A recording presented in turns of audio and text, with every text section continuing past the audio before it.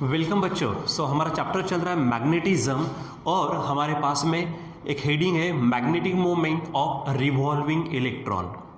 बच्चों last time हमने जब इस चैप्टर की शुरुआत की थी तो वहाँ पे कुछ हमने टर्म्स देखी थी, जैसे मैग्नेटिज्म खुद क्या होता है, मैग्नेटिक डाइपोल, मैग्नेट की properties, magnetic axis, magnetic equator, ठीक है, magnetic dipole strain, magnetic dipole moment, ये सब चीज़ें देखी थी। मैग्नेटिक लेंथ देखी थी, और ज्योमेट्रिक लेंथ देखी थी, उसका आपस में रिलेशन देखा था। तो ये सब चीज़ों को ध्यान में रखते हुए अब हम आगे बढ़ते हैं magnetic moment of revolving electron. Actually बच्चों इसके पहले हमने magnetic moment of current carrying circular loop देखा है। याद करिए कि एक सर्कुलर लूप थी जिसमें से करंट जा रहा था इस तरह से, ये वायर था एक्चुअली, ठीक है। तो इसका जो मैग्नेटिक मोमेंट था, तो जो बेसिक फार्मूला था तो यम हमारे पास में क्या रहता है, M is equal to I into A. तो आई क्या, current through the loop, and A क्या था, एरिया ऑफ द लूप, ठीक है। अब हमको क्या देखना है कि magnetic moment of revolving electron, ठीक है।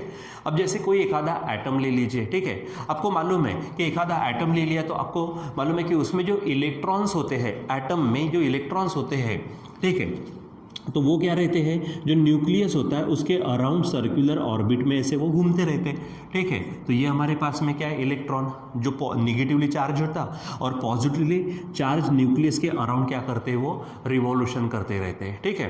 तो अब इसमें से अगर मान लेते कि हम कोई एक आधा इलेक्ट्रॉन ले लेते, यानी revolving electron in an atom, ठीक है, तो वहाँ पर उसका मैग्नेटिक मोमेंट कितना होगा और क्या होगा वो हमको देखना है, ठीक है। तो बच्चों सबसे पहले क्या कर लेता हूँ मैं कि यहाँ पर एक सर्कुलर ऑर्बिट जिसमें इलेक्ट्रॉन रिवॉल्व हो रहा है अराउंड द न्यूक्लियस, उसको ले लेता हूँ। तो उसके लिए छोटी सी मुझे डायग्राम निकालनी पड़ेगी, तो मैं उसके लिए एक सर्कुलर ऑर्बिट निकाल लेता हूँ यहाँ पर, ठीक है। देखिए यहाँ पर हमारे पास में है बच्चों, सबसे पहले तो हमको क्या है कि कंसेप्ट ध्यान में रहनी चाहिए, क्योंकि अगर कंसेप्ट अगर हमारे ध्यान में नहीं रहेंगी तो आपको समझेगा नहीं, ठीक है। तो जैसे मान लीजिए कि ये हमारे पास इलेक्ट्रॉन है, ठीक है।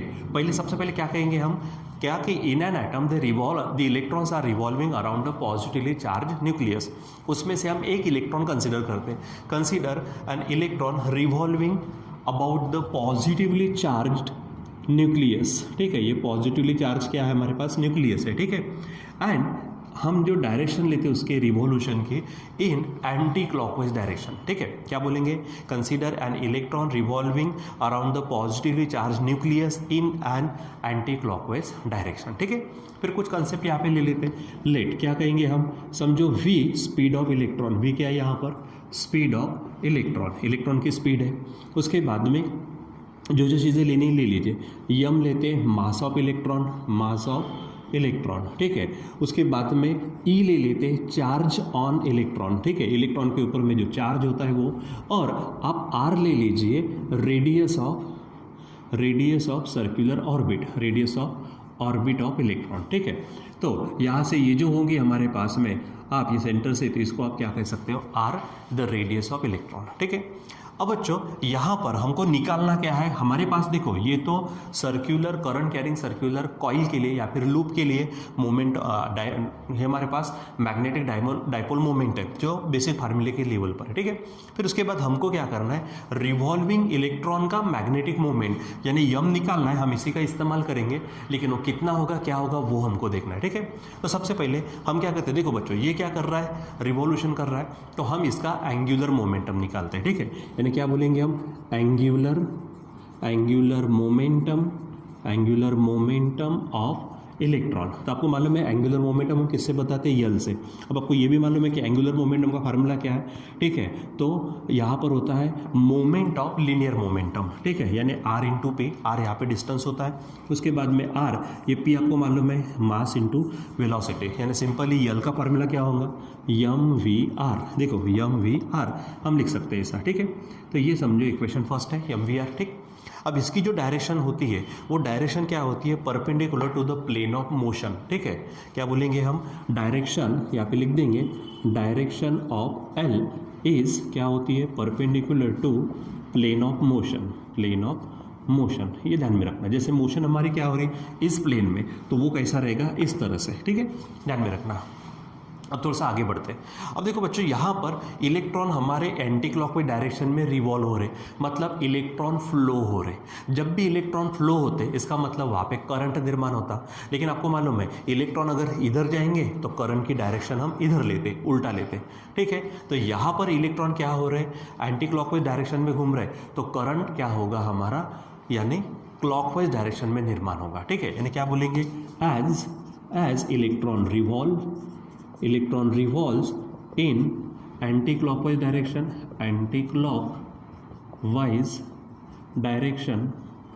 ठीक है। सो क्या बोलेंगे, करंट इज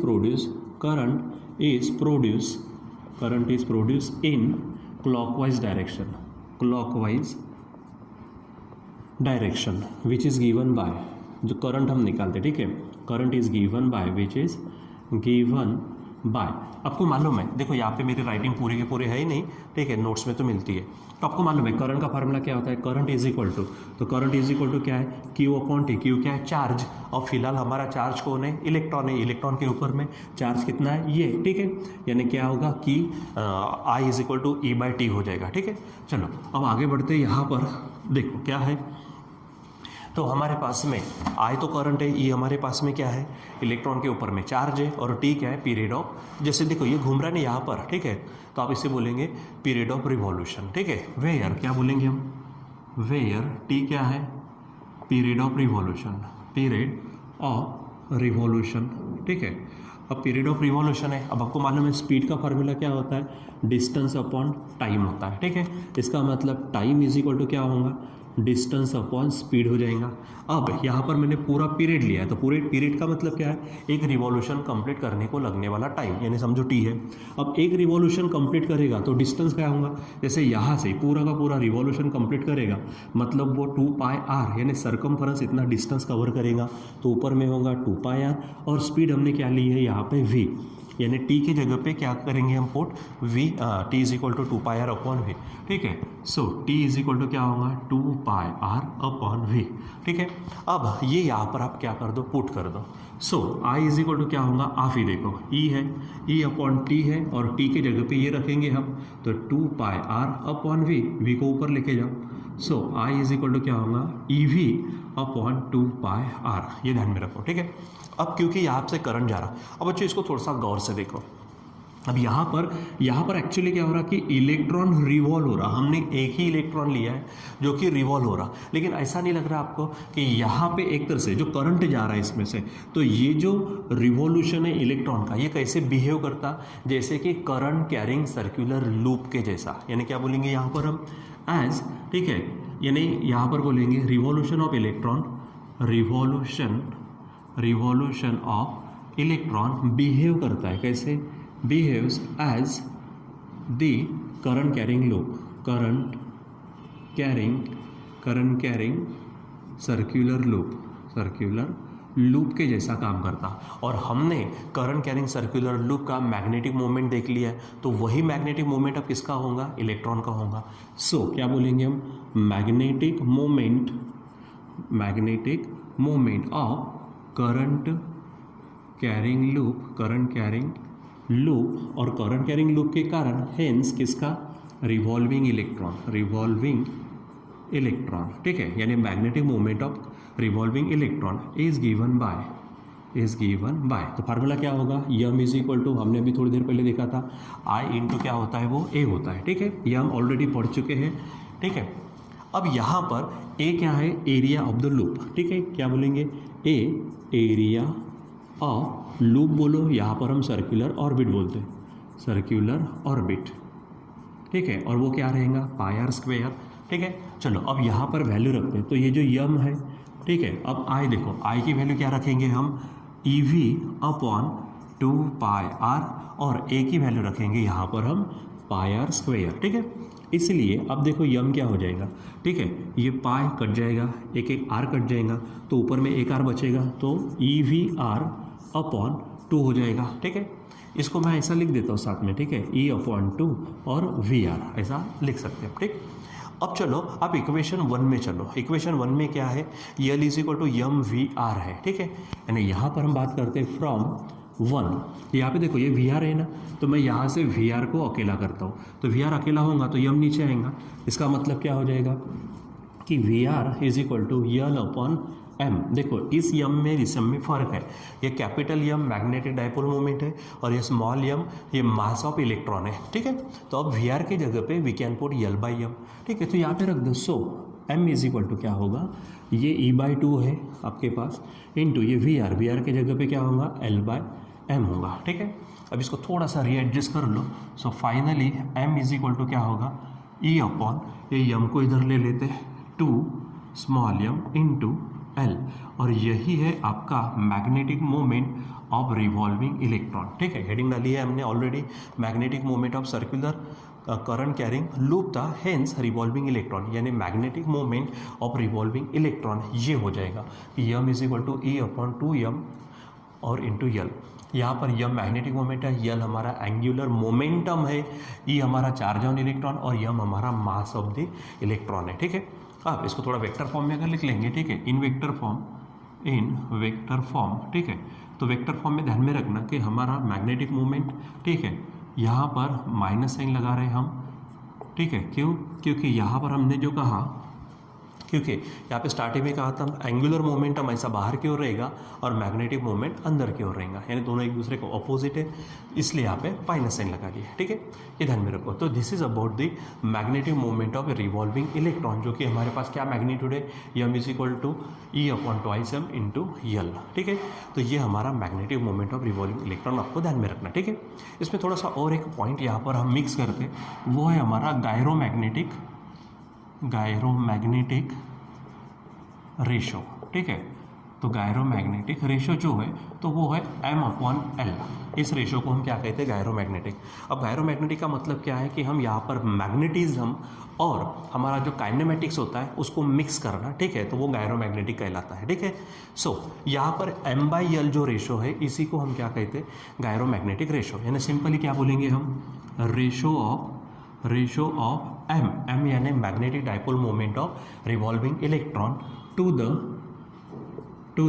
एल, यानी angular momentum of a revolving electron. देखो ये मैग्नेटिज्म से जुड़ता है और जो एंगुलर मोमेंटम है ये हमारे काइनेमेटिक से जुड़ता है, इसलिए इन दोनों के रेशो को हम नाम क्या देते हैं, गायरोमैग्नेटिक रेशो, ठीक है। सो यहाँ पर हमारे पास में क्या है, इज कॉल्ड एज या फिर सिंपली ऐसा ध्यान में रखो, क्या, the ratio of M to the L, it is called as gyromagnetic ratio, ठीक है। अब देखो यहाँ से वी हैव क्या है हमारे पास, यम इज इक्वल टू क्या है, ई अपॉन 2 यम इंटू यल है। अब रेशो कौन सा है, यम अपॉन यल, तो यल को नीचे लाओ, so M upon L is equal to क्या होगा, ई अपॉन 2 यम। अब आपको मालूम है ई चार्ज है और यम क्या है, मास है, तो यहाँ पर अगर आप वैल्यू रखते हो, ठीक है, तो ई की वैल्यू यानी चार्ज कितना होता है, तो 1.6 इंटू 10⁻⁻⁻⁹ कूलम, ठीक है, ये 2 है इंटू जो यम है मास ऑफ इलेक्ट्रॉन है, और मास ऑफ इलेक्ट्रॉन क्या होता है 9.1 इंटू 10⁻⁻31, ठीक है। अब जब आप इसको पूरा सॉल्व अगर कर लेते हो तो ये वैल्यू आपको जो मिलेंगे, तो वो वैल्यू ध्यान में रखना, वो क्या रहेंगे 8.8 इंटू 10⁻⁻, ठीक है 10, ठीक है, ये वैल्यू आपको ध्यान में रखनी है, ठीक। इसको सॉल्व करेंगे। अब देखो इसका ये यूनिट है, तो M by L is equal to क्या है, ई अपॉन एम है, ई यानी चार्ज है तो कूलम, और यम यानी मास है तो केजी, ठीक है। यानी यहाँ पर हमारे पास जो वैल्यू होंगे वो 8.8 इंटू 10⁻⁴ क्या होंगे, 10 सॉरी यहाँ पे ना ध्यान में रखना, ये निगेटिव ऊपर जाएगा क्योंकि देखो कट होने के बाद ये ज़्यादा रहेगा, तो यहाँ पे ये पॉजिटिव रहता, तो ये आपको ध्यान में रखनी है, ठीक है। कौन से, कि M by L is equal to 8.8 into 10⁻10 coulomb पर केजी, तो this ratio is the gyromagnetic ratio, ठीक है। तो बच्चों आपको ध्यान में रखना है, आज के टॉपिक में क्या देखा हमने, कि magnetic moment of revolving electron ये है, ठीक है, एंड सेकंड क्या है उसका, गायरोमैग्नेटिक रेशो, ठीक है। तो गायरोमैग्नेटिक रेशो का मतलब क्या है, the ratio of magnetic moment to the angular momentum of revolving electron, ठीक है। तो ये आप इसको क्या करो, अच्छे से स्टडी करो, ठीक है, और ताकि आपका ये भी टॉपिक अच्छे से क्लियर हो जाए, ठीक है। सो बच्चों आज के लिए बस इतना ही, बाकी कंटिन्यू करेंगे बाद में, टिल देन बाय।